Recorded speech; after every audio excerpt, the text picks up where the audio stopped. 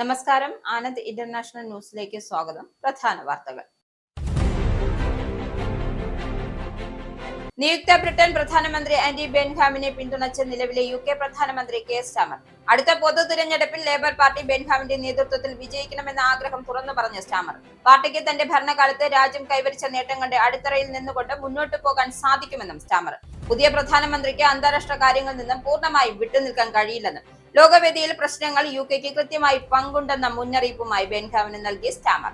UKയിലെ അടുത്ത ചാൻസലറായി എഡ് മിലിബാൻഡിനെ പരിഗണിക്കണമെന്ന ആവശ്യവുമായി UK ട്രഷറിയുടെ മുൻ മുഖ്യ സാമ്പത്തിക ഉപദേഷ്ടാവായ നിക്കോളസ് സ്റ്റേൺ. നിക്ഷേപങ്ങൾ വേഗത്തിലാക്കാനും സർക്കാരിന്റെ പ്രവർത്തനങ്ങൾ പൊതുജനങ്ങൾക്ക് വിശ്വാസം വളർത്താനും മിലിബാൻഡിന് സാധിക്കുമെന്ന് Nicholas Stern. British medical association സാമ്പത്തിക പ്രതിസന്ധിയെ മറികടക്കാൻ കൂട്ടപ്പിരിച്ചുവിടൽ നടത്തുമെന്ന റിപ്പോർട്ട്. മൊത്തം ജീവനക്കാരുടെ 1/3 പേരെ, അതായത് 33% പേരെയും പിരിച്ചുവിടും. മുന്നറിയിപ്പുമായി എത്തിയത് ഡോക്ടർമാരുടെ പ്രമുഖ ട്രേഡ് യൂണിയൻ. ഇംഗ്ലണ്ടിൽ 600 ജീവനക്കാരിൽ 200 പേർക്ക് വരെ ജോലി നഷ്ടപ്പെടാൻ സാധ്യത. പുതിയ തീരുമാനം UKയിലെ ആരോഗ്യ രാഷ്ട്രീയ മേഖലകൾ വലിയ ആശങ്കയ്ക്ക് വഴിവെച്ചു. ഡിജിറ്റൽ ഭരണത്തിലേക്കുള്ള ഒരു പ്രധാന ചുവടുവയ്പുമായി ഇന്ത്യ ഡിജിറ്റൽ OCI കാർഡ്. ലോകമെമ്പാടുമുള്ള ദശലക്ഷക്കണക്കിന് ഇന്ത്യൻ ഓവർസീസ് സിറ്റിസൺമാർക്ക് സേവനങ്ങൾ ആധുനികവൽക്കരിക്കുന്ന ഒരു നാഴികക്കല്ലായ ഡിജിറ്റൽ സംരംഭം. പുതിയ സംവിധാനം OCI കാർഡ് ഉടമകൾക്ക് അവരുടെ OCI കാർഡ് ഒരു സ്മാർട്ട് ഫോണിൽ സുരക്ഷിതമായി സൂക്ഷിക്കുവാനും എയർലൈനുകൾക്കും ഇമിഗ്രേഷൻ അധികാരികൾക്കും ഡിജിറ്റലായി സമർപ്പിക്കുവാനും സാധിക്കും. US-ഇസ്രായേൽ സംയുക്ത ആക്രമണത്തിൽ കൊല്ലപ്പെട്ട ഇറാൻ പരമോന്നത നേതാവായിരുന്ന ആയത്തുള്ള അലി ഖമേനിയുടെ സംസ്കാര ചടങ്ങുകൾക്കിടെ 1500 മുതൽ 3000 പേർ വരെ മരിച്ചേക്കാമെന്ന് കണക്കുകൂട്ടൽ. ഉയർന്ന താപനിലയും തിക്കും തിരക്കും കൂടിച്ചേർന്ന അപകട മരണങ്ങൾ ഉണ്ടാകാനുള്ള സാധ്യതയുണ്ടെന്ന് റിപ്പോർട്ട്. ഒരാഴ്ച നീളുന്ന സംസ്കാര ചടങ്ങുകൾ കഴിഞ്ഞ ദിവസം തുടക്കം കുറിച്ചു. വൻ ദുരന്തം സംഭവിച്ചാൽ മരിച്ചവരെയും കാണാതാകുന്നവരെ കുറിച്ചും കൈകാര്യം ചെയ്യാൻ പ്രത്യേക യൂണിറ്റിനും അധികൃതർ രൂപം നൽകി. ഹോർമൂസ് കടലിടുക്കിലൂടെ സഞ്ചരിക്കുന്ന കപ്പലുകളിൽ നിന്നും പുതിയ സർവീസ് ഫീസുകൾ ഈടാക്കുമെന്ന തീരുമാനവുമായി ഇറാൻ അംബാസഡർ അബ്ദുൾ റസൂൽ റഹ്മാനി ഫസീലിന്റെ സുപ്രധാന പ്രഖ്യാപനം ചൈനയിലെ ബെയ്ജിംഗിൽ നടന്ന വേൾഡ് പീസ് ഫോറത്തിൽ. ഹോർമൂസ് കടലിടുക്ക് തങ്ങളുടെ പ്രാദേശിക ജലപ്രദേശത്തിന്റെ ഭാഗമാണെന്നും അതിനാൽ തന്നെ സർവീസ് ഫീസ് ഈടാക്കാൻ തങ്ങൾക്ക് അവകാശമുണ്ടെന്നും ഇറാൻ. പശ്ചിമേഷ്യൻ യുദ്ധസമയത്ത് ഹോർമൂസ് പാത ഇറാൻ ഏതാണ്ട് പൂർണ്ണമായും അടച്ചതിനെ തുടർന്ന് ആഗോള ഇന്ധന വിപണിയിൽ വൻ വിലക്കയറ്റം അനുഭവപ്പെട്ടു. അയോധ്യ രാമക്ഷേത്ര നിർമ്മാണത്തിനായുള്ള ഫണ്ട് ശേഖരണത്തിൽ അഴിമതി നടന്നെന്ന ആരോപണങ്ങളിൽ പ്രതിപക്ഷത്തിനും സമാജ്വാദി പാർട്ടി അധ്യക്ഷൻ അഖിലേഷ് യാദവിനുമെതിരെ BJPയും വിശ്വ ഹിന്ദു പരിഷത്തും. രാമക്ഷേത്ര ട്രസ്റ്റുമായി ബന്ധപ്പെട്ട അഴിമതി കേസിലെ പ്രതിയായ രാംശങ്കർ യാദവ് സമാജ്വാദി പാർട്ടി അധ്യക്ഷൻ അഖിലേഷ് യാദവുമായി ഫോണിൽ സംസാരിച്ചെന്ന ആരോപണവുമായി BJP വക്താവ് അജയ് ആലോക്. സമാജ്വാദി പാർട്ടിയുടെ തനിനിറം പുറത്തുവരികയാണെന്നും അഴിമതിക്ക് പിന്നിൽ ആരാണെന്ന് സത്യം രാജ്യം ഉടൻ അറിയുമെന്നും BJP.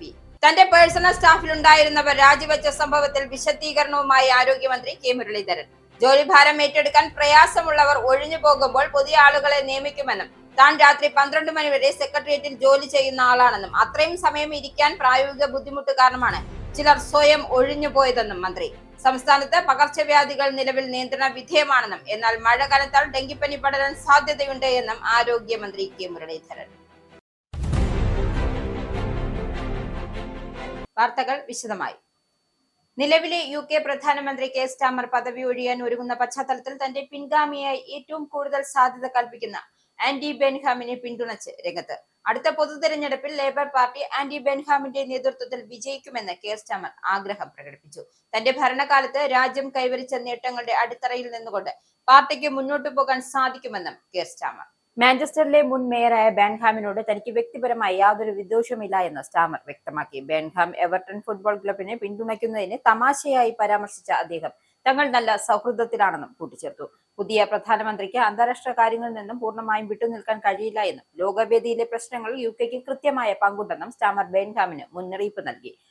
അടുത്ത തിരഞ്ഞെടുപ്പ് വരെ താൻ പാർലമെന്റ് അംഗമായി തുടരുമെന്നും നാറ്റോയുടെ അടുത്ത സെക്രട്ടറി ജനറൽ പദവിയിലേക്ക് മത്സരിക്കുമെന്ന വാർത്തകൾ അടിസ്ഥാനരഹിതമാണെന്നും സ്റ്റാമർ വ്യക്തമാക്കി. ചെക്കേഴ്സിൽ കുടുംബത്തോടൊപ്പം ചെലവഴിച്ച ഒരു വാരാന്ത്യത്തിന് ശേഷമാണ് താൻ പദവി ഒഴിയാനുള്ള അങ്ങേറ്റം വ്യക്തിപരമായ ഈ തീരുമാനത്തിലേക്ക് എത്തിയതെന്നും അദ്ദേഹം കൂട്ടിച്ചേർത്തു.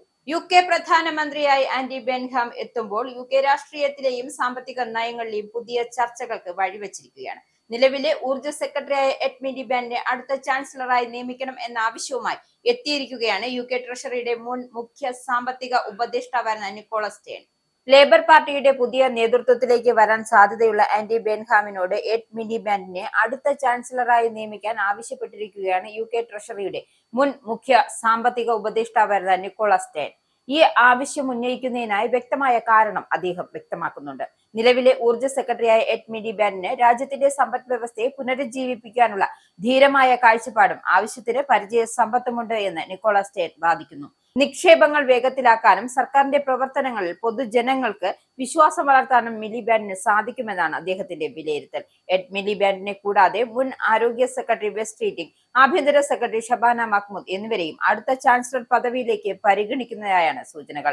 കെയർ സ്റ്റാമർ പദവിയൊഴിയാൻ ഒരുങ്ങുന്ന പശ്ചാത്തലത്തിൽ ആൻഡി ബെൻഹാമിന്റെ നേതൃത്വത്തിൽ വരാൻ പോകുന്ന പുതിയ ലേബർ ക്യാബിനറ്റിലെ ഏറ്റവും പ്രധാനപ്പെട്ട പദവിയെക്കുറിച്ചുള്ള ചർച്ചകൾക്ക് ഈ പ്രസ്താവന വഴി തുറന്നിരിക്കുകയാണ്. ബ്രിട്ടീഷ് മെഡിക്കൽ അസോസിയേഷൻ നേരിടുന്ന കടുത്ത സാമ്പത്തിക പ്രതിസന്ധിയെ തുടർന്ന് ഒരു കൂട്ട പിരിച്ചുവിടൽ ഉണ്ടാകുമെന്ന് റിപ്പോർട്ട്. കടുത്ത സാമ്പത്തിക പ്രതിസന്ധി മറികടക്കുന്നതിനായി തങ്ങളുടെ മൊത്തം ജീവനക്കാരുടെ 1/3 പേരെ, അതായത് 33% വരെ പിരിച്ചുവിടേണ്ടി വരുമെന്ന മുന്നറിയിപ്പാണ് ഡോക്ടർമാരുടെ ഈ പ്രമുഖ ട്രേഡ് യൂണിയൻ നൽകുന്നത്.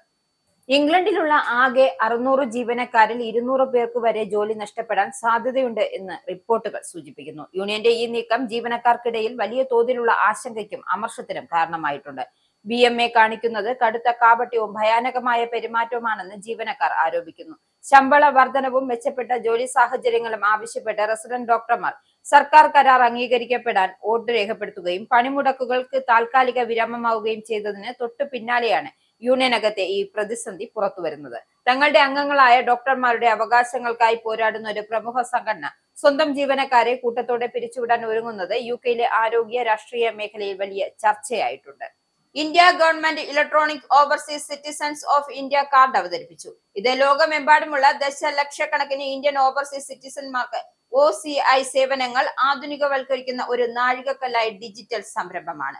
ലോകമെമ്പാടുമുള്ള ദശലക്ഷക്കണക്കിന് ഓവർസീസ് സിറ്റിസൺസ് ഓഫ് ഇന്ത്യകൾക്ക് സേവനങ്ങൾ ആധുനികവൽക്കരിക്കാൻ ഒരു നാഴികക്കല്ലായ ഡിജിറ്റൽ സംരംഭമായ electronics overseas citizens of India card India government അവതരിപ്പിച്ചു. പുതിയ സംവിധാനം അനുസരിച്ച് OCI കാർഡ് ഉടമകൾക്ക് അവരുടെ OCI കാർഡ് ഒരു സ്മാർട്ട് ഫോണിൽ സുരക്ഷിതമായി സൂക്ഷിക്കുവാനും എയർലൈനുകൾക്കും ഇമിഗ്രേഷൻ അധികാരികൾക്കും ഡിജിറ്റലായി സമർപ്പിക്കുവാനും സാധിക്കുന്നു. ഇത് യാത്രക്കിടെ പരമ്പരാഗതമായ OCI ബുക്ക്ലെറ്റ് കൊണ്ടുപോകേണ്ടതിന്റെ ആവശ്യകത ഇല്ലാതാക്കുന്നു.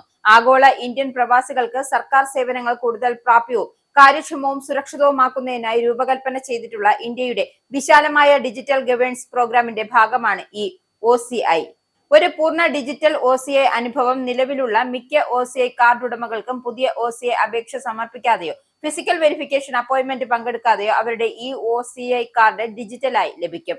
ഡിജിറ്റൽ കാർഡ് ഒരു മൊബൈൽ ഫോണിൽ സുരക്ഷിതമായി സൂക്ഷിക്കുവാനും അന്താരാഷ്ട്ര യാത്രകൾ അവതരിപ്പിക്കുവാനും സാധിക്കും. ഇത് പരമ്പരാഗത OCI ബുക്ക്ലെറ്റ് നഷ്ടപ്പെടാനോ കേടുപാടുകൾ സംഭവിക്കാനോ ഉള്ള സാധ്യത കുറയ്ക്കുന്നതിനൊപ്പം കൂടുതൽ സൗകര്യം പ്രദാനം ചെയ്യുന്നു. OCI കാർഡ് ഉടമകൾക്ക് ആനുകൂല്യങ്ങൾ പുതിയ ഡിജിറ്റൽ സംവിധാനം നിരവധി ഗുണങ്ങൾ വാഗ്ദാനം ചെയ്യുന്നു. അവയിൽ ചിലത്, അതായത് പൂർണ്ണമായും ഓൺലൈൻ അപേക്ഷയും രേഖാസമർപ്പണ പ്രക്രിയയും. 2. സ്മാർട്ട് ഫോണുകളിലൂടെയും മറ്റ് മൊബൈൽ ഉപകരണങ്ങളിലൂടെയും OCI കാർഡിലേക്കുള്ള സുരക്ഷിത ഡിജിറ്റൽ ആക്സസ്.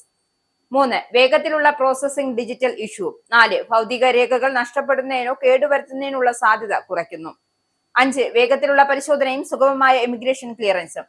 പതിവായി അന്താരാഷ്ട്ര യാത്രകൾ ചെയ്യുന്നവർക്ക് കൂടുതൽ സൗകര്യമാണ്. ഇന്ത്യ ഗവൺമെന്റിനെ സംബന്ധിച്ചിടത്തോളം ഈ OCI സംവിധാനം പേപ്പർ വർക്കുകളും ഭരണപരമായ ചെലവുകളും കുറയ്ക്കുകയും കേന്ദ്രീകൃത റെക്കോർഡ് മാനേജ്മെന്റ് ശക്തിപ്പെടുത്തുകയും ഡിജിറ്റൽ ഇമിഗ്രേഷൻ സംവിധാനങ്ങളുടെ തത്സമയ പരിശോധന പ്രാപ്തമാക്കുകയും സുരക്ഷാ വഞ്ചന പ്രതിരോധം എന്നിവ വർദ്ധിപ്പിക്കുകയും ചെയ്യുന്നു.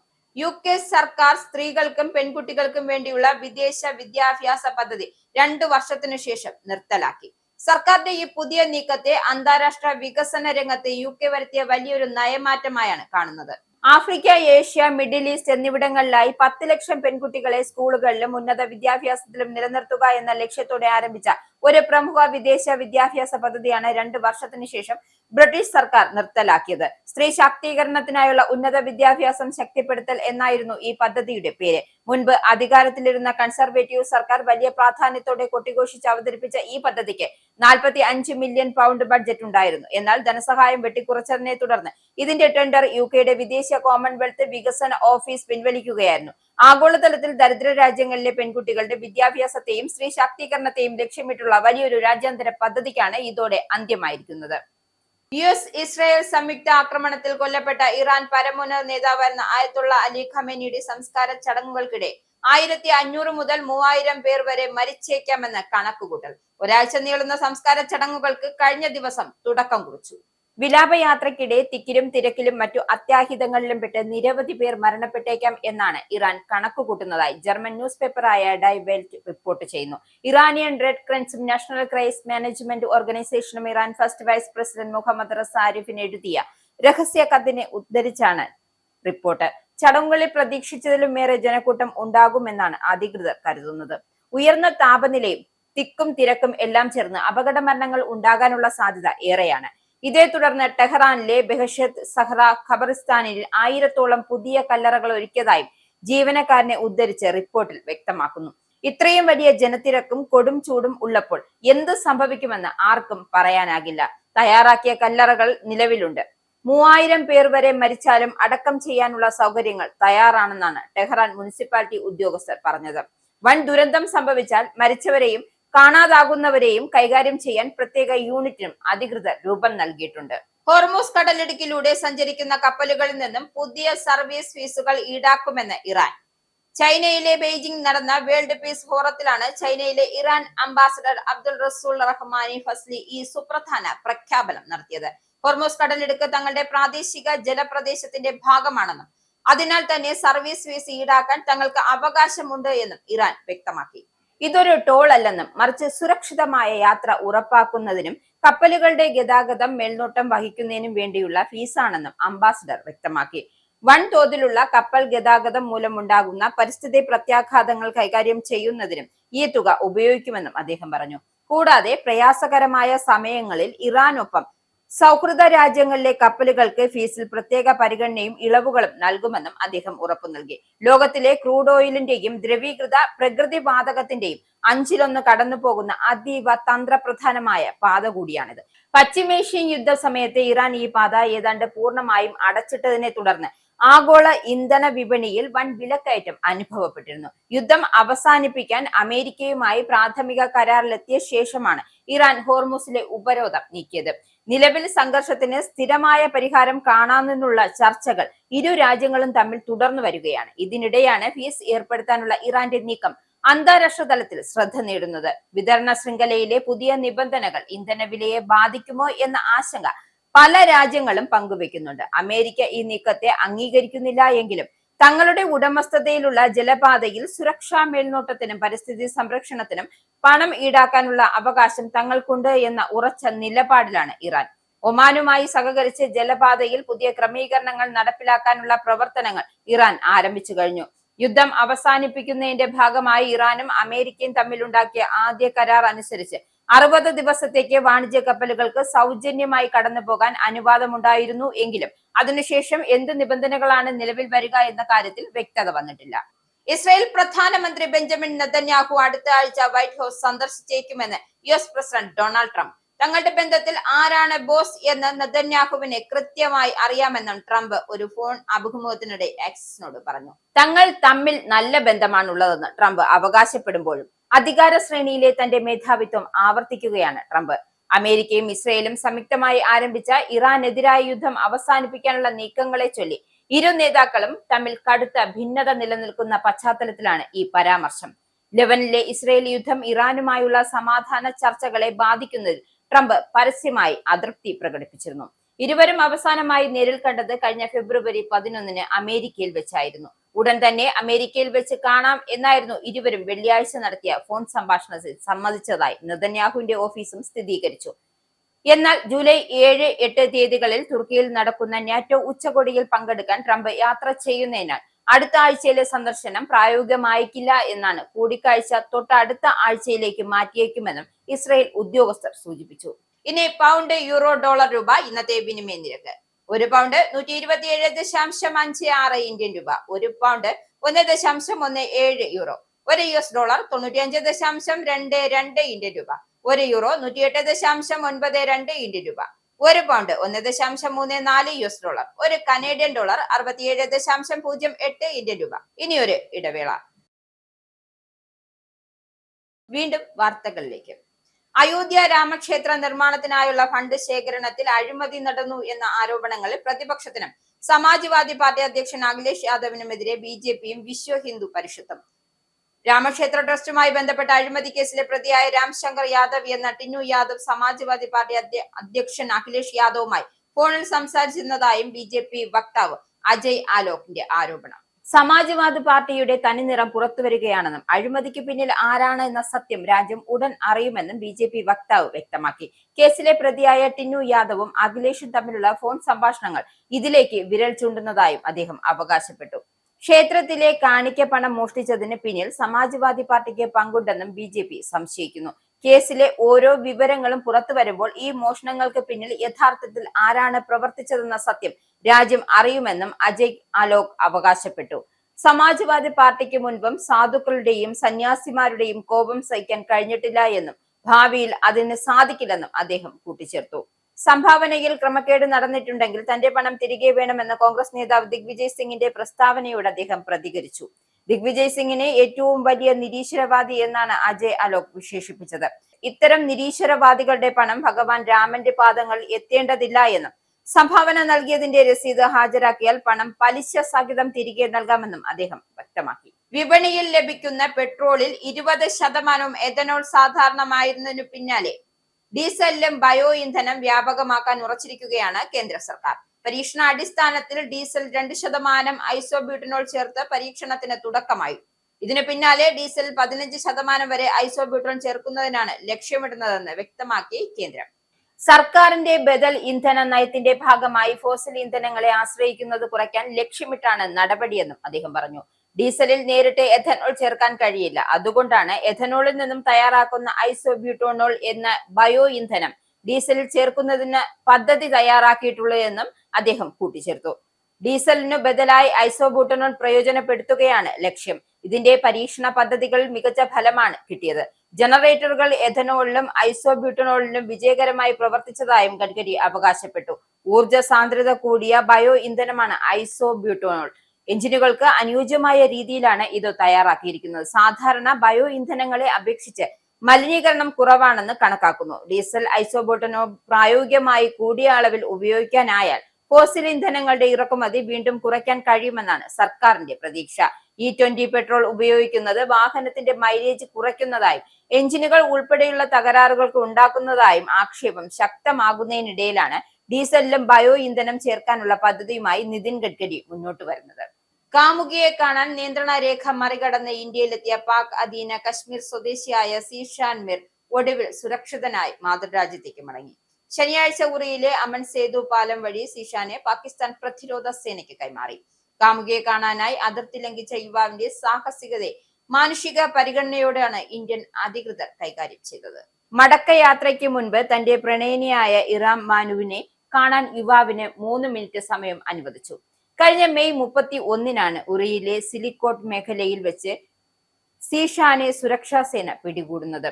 നുഴഞ്ഞുകയറ്റക്കാരനാണെന്ന സംശയത്തിൽ യുവാവിനെതിരെ വിദേശി നിയമപ്രകാരം കേസെടുത്തിരുന്നു എങ്കിലും കാമുകിയെ കാണാനാണ് താൻ അതിർത്തി കടന്നതെന്ന യുവാവിന്റെ മൊഴി സത്യമാണെന്ന് പോലീസ് അന്വേഷണത്തിൽ ബോധ്യപ്പെട്ടു. പോലീസ് സമർപ്പിച്ച അന്തിമ റിപ്പോർട്ട് അംഗീകരിച്ച കോടതി സീഷാനെ കുറ്റവിമുക്തനാക്കുകയും മടക്കയാത്രയ്ക്ക് അനുമതി നൽകുകയും ചെയ്തു. അതിർത്തിയുടെ ഇരുപുറങ്ങളിലുമായി കഴിയുന്ന 2 ബന്ധു കുടുംബങ്ങൾ തമ്മിലുള്ള ബന്ധമാണ് ഈ പ്രണയ കഥയ്ക്ക് പിന്നിലുള്ളത്. സീഷാന്റെ കുടുംബം പതിറ്റാണ്ടുകൾക്ക് മുമ്പ് ഉറിയിൽ നിന്നും പാക് അധീന കാശ്മീരിലേക്ക് കുടിയേറിയവരായിരുന്നു. സോഷ്യൽ മീഡിയ വഴിയായിരുന്നു യുവാവും ഇറാമും തമ്മിൽ ബന്ധപ്പെട്ടിരുന്നത്. യുവാവ് പോലീസ് കസ്റ്റഡിയിൽ കഴിഞ്ഞിരുന്ന സമയത്ത് ഇറാമിന്റെ കുടുംബം അവനെ സന്ദർശിക്കുകയും വസ്ത്രങ്ങളും ചെരുപ്പും നൽകുകയും ചെയ്തിരുന്നു. യാത്രയാക്കുന്ന വേളയിൽ കരയരുതെന്നും താൻ സമാധാനത്തോടെയാണ് പോകുന്നതെന്നും സീഷാൻ അവരോട് പറഞ്ഞതായും ഇറാമിന്റെ മാതാവ് വ്യക്തമാക്കി. ഇന്ത്യയിൽ കഴിഞ്ഞ സമയം അത്രയും സീഷാനെ ഒരു അതിഥിയെ പോലെയാണ് സൈന്യം പരിഗണിച്ചതെന്നും കുടുംബം നന്ദിയോടെ ഓർത്തു. തന്റെ പേഴ്സണൽ സ്റ്റാഫിലുണ്ടായിരുന്നവർ രാജിവെച്ച സംഭവത്തിൽ വിശദീകരണവുമായി ആരോഗ്യമന്ത്രി കെ മുരളീധരൻ. താൻ രാത്രി 12 മണിവരെ സെക്രട്ടേറിയറ്റിൽ ജോലി ചെയ്യുന്ന ആളാണെന്ന്, അത്രയും സമയം ഇരിക്കാനുള്ള പ്രായോഗിക ബുദ്ധിമുട്ട് കാരണമാണ് ചിലർ സ്വയം ഒഴിഞ്ഞു പോയതെന്നും മുരളീധരൻ. ജോലിഭാരം ഏറ്റെടുക്കാൻ പ്രയാസമുള്ളവർ ഒഴിഞ്ഞു പോകുമ്പോൾ പുതിയ ആളുകളെ നിയമിക്കുമെന്നും അദ്ദേഹം പറഞ്ഞു. ജോലിയിലെ പ്രായോഗിക ബുദ്ധിമുട്ടുകൾ കാരണമാണ് അവർ സ്വയം പിരിഞ്ഞുപോയതെന്നും അവർ തന്നെ വിശദീകരണം നൽകിയിട്ടുണ്ടെന്നും അദ്ദേഹം പറഞ്ഞു. UDF സർക്കാർ വന്നതിനു ശേഷം എല്ലാവരെയും ആശയദാരിദ്ര്യം ബാധിച്ചിട്ടുണ്ടെന്നും അതുകൊണ്ടാണ് ഇത്തരം കാര്യങ്ങൾ ചർച്ചയാകുന്നതെന്നും അദ്ദേഹം ഈ വിഷയത്തിൽ പ്രതികരണം നടത്തി. സംസ്ഥാനത്ത് പകർച്ചവ്യാധികൾ നിലവിൽ നിയന്ത്രണ വിധേയമാണെന്നും എന്നാൽ മഴ കനത്താൽ ഡെങ്കിപ്പനി പടരാൻ സാധ്യതയുണ്ട് എന്നും മന്ത്രി അറിയിച്ചു. രോഗവ്യാപനം തടയുന്നതിനായി ശുചീകരണ പ്രവർത്തനങ്ങൾ ശക്തമാക്കാനും ഡ്രൈ ഡേ ആചരണം കൂടുതൽ വിപുലീകരിക്കുവാനും നിർദ്ദേശം നൽകിയിട്ടുണ്ട്. സർക്കാർ ആശുപത്രികളിൽ, പ്രത്യേകിച്ച് മെഡിക്കൽ കോളേജുകളിൽ രോഗികളെ നിലത്ത് കിടക്കുന്ന സാഹചര്യം ഒഴിവാക്കണമെന്ന് മന്ത്രി പറഞ്ഞു. പനി ക്ലിനിക്കുകൾ പൂർണ്ണമായി മാറ്റിസ്ഥാപിക്കുന്നതിന്റെ ഭാഗമായി 200ഓളം ബെഡുകൾ സജ്ജമാക്കിയിട്ടുണ്ട്. വി.ഡി. സതീശൻ സർക്കാരിനെതിരെ ഗുരുതര ആരോപണങ്ങളുമായി മുഹമ്മദ് റിയാസ് എം.എൽ.എ. ബി.ജെ.പി. ഭരിക്കുന്ന സംസ്ഥാനങ്ങളിൽ നടക്കുന്ന കാര്യങ്ങൾ കോൺഗ്രസ് ഭരിക്കുന്ന കേരളത്തിലും നടക്കുന്ന സ്ഥിതിയാണെന്നും റിയാസ്. വിഴിഞ്ഞത്തെ ഓഹരി വിൽപ്പന വരെ ദുരൂഹതയുണ്ട്. വിഴിഞ്ഞവുമായി ബന്ധപ്പെട്ട എല്ലാ വകുപ്പുകളും കൈകാര്യം ചെയ്യുന്നത് മുഖ്യമന്ത്രിയായ വി.ഡി. സതീശനാണ്. ഇതെങ്ങനെ സംഭവിച്ചു എന്ന് ഇപ്പോൾ ചർച്ച നടക്കുന്നുണ്ട്. വിഴിഞ്ഞം ഓഹരി വിൽപ്പനയിലടക്കം പ്രതിഷേധം ശക്തമായി തുടരുമെന്ന് റിയാസ് വ്യക്തമാക്കിയിട്ടുണ്ട്. ഭരണത്തിലേറി 1.5 മാസത്തിനകം സർക്കാരിന്റെ വിശ്വാസ്യത നഷ്ടപ്പെട്ടു എന്നും റിയാസിന്റെ ആരോപണം. കേരളത്തിൽ അദാനി ഗ്രൂപ്പിന് വഴിവിട്ട പരിഗണനയെന്നാണ് കോൺഗ്രസ് നേതൃത്വം പറയാതെ പറയുന്നതെന്നാണ് റിയാസിന്റെ ആരോപണം. വിഴിഞ്ഞത്തെ ഓഹരി കൈമാറ്റത്തിൽ മുഖ്യമന്ത്രിക്കും അദാനിക്കുമെതിരെ സ്വരം ഘടിപ്പിക്കുകയാണ് പ്രതിപക്ഷം. ഓഹരി കൈമാറ്റ അപേക്ഷയിൽ വിശദീകരണം, തുടർ നടപടി ആവശ്യപ്പെട്ട് സെബിക്ക് പ്രതിപക്ഷ നേതാവ് പിണറായി വിജയൻ കത്തയച്ചിട്ടുണ്ട്. കരാർ ലംഘനം ഉണ്ടായിട്ടും നിയമ നടപടി എടുക്കുമെന്ന് മുഖ്യമന്ത്രി വി.ഡി. സതീശൻ പറയുന്നില്ല എന്ന് പ്രതിപക്ഷ നേതാവ് പിണറായി വിജയൻ വിമർശിച്ചു. നിയമോപദേശം തേടുന്നില്ല, എല്ലാ വകുപ്പുകളും കൈകാര്യം ചെയ്യുന്നത് മുഖ്യമന്ത്രിയാണ്. വിഴിഞ്ഞം കോർപ്പറേറ്റുകൾക്ക് അടിയറവ് വെക്കാനുള്ള നീക്കത്തെ പ്രതിപക്ഷം രാഷ്ട്രീയമായും നിയമപരമായും നേരിടുമെന്നും പിണറായി വ്യക്തമാക്കി. ടിനി ടോമിനെതിരായ പരാതിയുമായി ബന്ധപ്പെട്ട വിഷയത്തിൽ കടവന്ത്ര SHOയെ അന്വേഷണത്തിൽ നിന്നും മാറ്റണമെന്ന ആവശ്യവുമായി അൻസിബ ഹസൻ. SHOയെ മാറ്റണം എന്നാവശ്യപ്പെട്ട് മുഖ്യമന്ത്രി വി.ഡി. സതീശന് പരാതി നൽകുമെന്നും അൻസിബ വ്യക്തമാക്കി. SHOയുടെ നേതൃത്വത്തിൽ കാര്യക്ഷമമായി അന്വേഷണം നടക്കുന്നില്ല എന്നും കഴിഞ്ഞ ദിവസം മൊഴിയെടുക്കാൻ സ്റ്റേഷനിലെത്തിയപ്പോൾ മനഃപൂർവ്വം ബുദ്ധിമുട്ടിച്ചെന്നും അൻസിബയുടെ അഭിഭാഷകൻ പറഞ്ഞു. 1 മണിക്കൂർ കാത്തുനിന്ന ശേഷം മൊഴി നൽകാതെ മടങ്ങുകയായിരുന്നു അൻസിബ. പോലീസ് ഉദ്യോഗസ്ഥർ അറിയിച്ചതനുസരിച്ച് കഴിഞ്ഞ ദിവസം വൈകിട്ട് കടവന്ത്ര സ്റ്റേഷനിലെത്തിയ അൻസിബ മണിക്കൂറുകളോളം കാത്തുനിന്നിട്ടും മൊഴി രേഖപ്പെടുത്തിയില്ല. മൊഴിയെടുക്കേണ്ട ഉദ്യോഗസ്ഥർ സ്റ്റേഷനിൽ ഇല്ലാത്തതാണ് കാരണമെന്നാണ് പോലീസ് നൽകിയ മറുപടി. പോലീസിന്റേത് നിരുത്തരവാദിത്വപരമായ സമീപനമാണെന്നും അൻസിബ പ്രതികരിച്ചു. ആദ്യഘട്ടത്തിൽ കേസെടുക്കാൻ തയ്യാറാകാതിരുന്ന പോലീസ് കോടതി നിർദ്ദേശത്തെ തുടർന്നാണ് കേസ് രജിസ്റ്റർ ചെയ്തത്. സ്ത്രീത്വത്തെ അപമാനിക്കൽ, മതവികാരം വ്രണപ്പെടുത്തൽ ഉൾപ്പെടെയുള്ള ജാമ്യമില്ലാ വകുപ്പുകളിലാണ് ടിനി ടോമിനെതിരെ കേസെടുത്തിരിക്കുന്നത്. ഇനി സ്പോർട്സ്.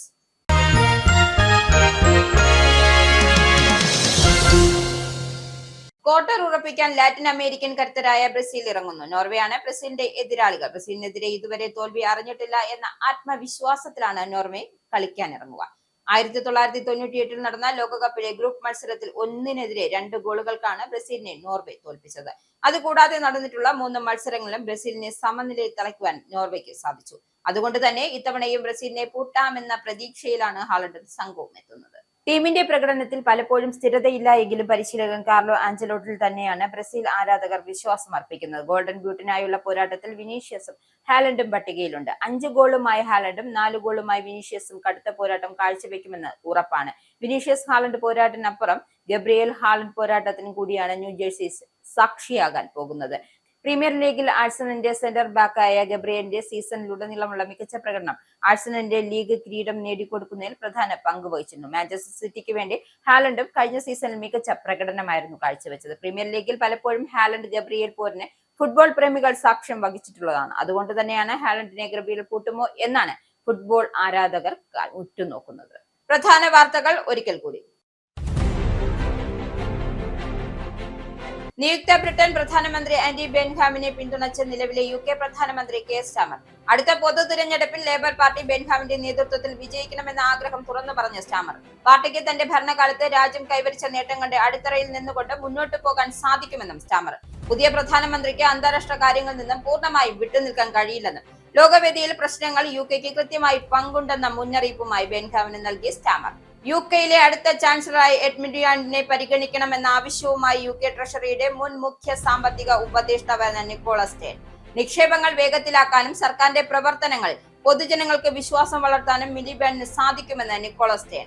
ബ്രിട്ടീഷ് മെഡിക്കൽ അസോസിയേഷൻ സാമ്പത്തിക പ്രതിസന്ധിയെ മറികടക്കാൻ കൂട്ടപ്പിരിച്ചുവിടൽ നടത്തുമെന്ന റിപ്പോർട്ട്. മൊത്തം ജീവനക്കാരുടെ 1/3 പേരെ, അതായത് 33% പേരെയും പിരിച്ചുവിടും. മുന്നറിയിപ്പുമായി എത്തിയത് ഡോക്ടർമാരുടെ പ്രമുഖ ട്രേഡ് യൂണിയൻ. ഇംഗ്ലണ്ടിൽ 600 ജീവനക്കാരിൽ 200 പേർക്ക് വരെ ജോലി നഷ്ടപ്പെടാൻ സാധ്യത. പുതിയ തീരുമാനം യുകെയിലെ ആരോഗ്യ രാഷ്ട്രീയ മേഖലകൾ വലിയ ആശങ്കയ്ക്ക് വഴിവെച്ചു. ഡിജിറ്റൽ ഭരണത്തിലേക്കുള്ള ഒരു പ്രധാന ചുവടുവയ്പുമായി ഇന്ത്യ ഡിജിറ്റൽ OCI കാർഡ്. ലോകമെമ്പാടുമുള്ള ദശലക്ഷക്കണക്കിന് ഇന്ത്യൻ ഓവർസീസ് സിറ്റിസൺമാർക്ക് സേവനങ്ങൾ ആധുനികവൽക്കരിക്കുന്ന ഒരു നാഴികക്കല്ലായ ഡിജിറ്റൽ സംരംഭം. പുതിയ സംവിധാനം OCI കാർഡ് ഉടമകൾക്ക് അവരുടെ OCI കാർഡ് ഒരു സ്മാർട്ട് ഫോണിൽ സുരക്ഷിതമായി സൂക്ഷിക്കുവാനും എയർലൈനുകൾക്കും ഇമിഗ്രേഷൻ അധികാരികൾക്കും ഡിജിറ്റലായി സമർപ്പിക്കുവാനും സാധിക്കും. US-ഇസ്രായേൽ സംയുക്ത ആക്രമണത്തിൽ കൊല്ലപ്പെട്ട ഇറാൻ പരമോന്നത നേതാവായിരുന്ന ആയത്തുള്ള അലി ഖമേനിയുടെ സംസ്കാര ചടങ്ങുകൾക്കിടെ 1500 മുതൽ 3000 പേർ വരെ മരിച്ചേക്കാമെന്ന് കണക്കുകൂട്ടൽ. ഉയർന്ന താപനിലയും തിക്കും തിരക്കും കൂടിച്ചേർന്ന അപകട മരണങ്ങൾ ഉണ്ടാകാനുള്ള സാധ്യതയുണ്ടെന്ന് റിപ്പോർട്ട്. ഒരാഴ്ച നീളുന്ന സംസ്കാര ചടങ്ങുകൾ കഴിഞ്ഞ ദിവസം തുടക്കം കുറിച്ചു. വൻ ദുരന്തം സംഭവിച്ചാൽ മരിച്ചവരെയും കാണാതാകുന്നവരെ കുറിച്ചും കൈകാര്യം ചെയ്യാൻ പ്രത്യേക യൂണിറ്റിനും അധികൃതർ രൂപം നൽകി. ഹോർമൂസ് കടലിടുക്കിലൂടെ സഞ്ചരിക്കുന്ന കപ്പലുകളിൽ നിന്നും പുതിയ സർവീസ് ഫീസുകൾ ഈടാക്കുമെന്ന തീരുമാനവുമായി ഇറാൻ അംബാസഡർ അബ്ദുൾ റസൂൽ റഹ്മാനി ഫസീലിന്റെ സുപ്രധാന പ്രഖ്യാപനം ചൈനയിലെ ബെയ്ജിംഗിൽ നടന്ന വേൾഡ് പീസ് ഫോറത്തിൽ. ഹോർമൂസ് കടലിടുക്ക് തങ്ങളുടെ പ്രാദേശിക ജലപ്രദേശത്തിന്റെ ഭാഗമാണെന്നും അതിനാൽ തന്നെ സർവീസ് ഫീസ് ഈടാക്കാൻ തങ്ങൾക്ക് അവകാശമുണ്ടെന്നും ഇറാൻ. പശ്ചിമേഷ്യൻ യുദ്ധസമയത്ത് ഹോർമൂസ് പാത ഇറാൻ ഏതാണ്ട് പൂർണ്ണമായും അടച്ചതിനെ തുടർന്ന് ആഗോള ഇന്ധന വിപണിയിൽ വൻ വിലക്കയറ്റം അനുഭവപ്പെട്ടു. അയോധ്യ രാമക്ഷേത്ര നിർമ്മാണത്തിനായുള്ള ഫണ്ട് ശേഖരണത്തിൽ അഴിമതി നടന്നെന്ന ആരോപണങ്ങളിൽ പ്രതിപക്ഷത്തിനും സമാജ്വാദി പാർട്ടി അധ്യക്ഷൻ അഖിലേഷ് യാദവിനുമെതിരെ BJPയും വിശ്വ ഹിന്ദു പരിഷത്തും. രാമക്ഷേത്ര ട്രസ്റ്റുമായി ബന്ധപ്പെട്ട അഴിമതി കേസിലെ പ്രതിയായ രാംശങ്കർ യാദവ് സമാജ്വാദി പാർട്ടി അധ്യക്ഷൻ അഖിലേഷ് യാദവുമായി ഫോണിൽ സംസാരിച്ചെന്ന ആരോപണവുമായി BJP വക്താവ് അജയ് ആലോക്. സമാജ്വാദി പാർട്ടിയുടെ തനിനിറം പുറത്തുവരികയാണെന്നും അഴിമതിക്ക് പിന്നിൽ ആരാണെന്ന് സത്യം രാജ്യം ഉടൻ അറിയുമെന്നും BJP. തന്റെ പേഴ്സണൽ സ്റ്റാഫിലുണ്ടായിരുന്നവർ രാജിവെച്ച സംഭവത്തിൽ വിശദീകരണവുമായി ആരോഗ്യമന്ത്രി K മുരളീധരൻ. ജോലിഭാരം ഏറ്റെടുക്കാൻ പ്രയാസമുള്ളവർ ഒഴിഞ്ഞു പോകുമ്പോൾ പുതിയ ആളുകളെ നിയമിക്കുമെന്നും താൻ രാത്രി 12 മണി വരെ സെക്രട്ടേറിയറ്റിൽ ജോലി ചെയ്യുന്ന ആളാണെന്നും അത്രയും സമയം ഇരിക്കാൻ പ്രായോഗിക ബുദ്ധിമുട്ട് കാരണമാണ് ചിലർ സ്വയം ഒഴിഞ്ഞുപോയതെന്നും മന്ത്രി. സംസ്ഥാനത്ത് പകർച്ചവ്യാധികൾ നിലവിൽ നിയന്ത്രണ വിധേയമാണെന്നും എന്നാൽ മഴ കനത്താൽ ഡെങ്കിപ്പനി പടരാൻ സാധ്യതയുണ്ട് എന്നും ആരോഗ്യമന്ത്രി K മുരളീധരൻ. ഈ ബുള്ളറ്റിൻ ഇവിടെ സമാപിക്കുന്നു. നന്ദി, നമസ്കാരം.